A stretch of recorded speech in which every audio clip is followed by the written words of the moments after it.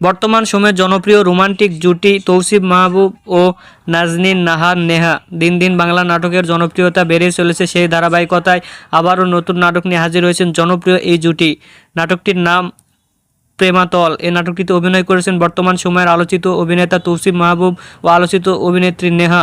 এই নাটকটি রচনা ও পরিচালনা করেন হাসিব হুসাইন রাখি। নাটকটি খুব শীঘ্রই সিএমবির ইউটিউব চ্যানেলে ঈদে মুক্তি পাবে। আপনারা দেখতে চাইলে অবশ্যই ঈদে সিএমবির ইউটিউব চ্যানেলে চোখ রাখুন এবং নিয়মিত নতুন নতুন নাটকের আপডেট পেতে হলে অবশ্যই চ্যানেলটিকে সাবস্ক্রাইব করে রাখুন। পরবর্তী ভিডিওর জন্য অপেক্ষা করুন।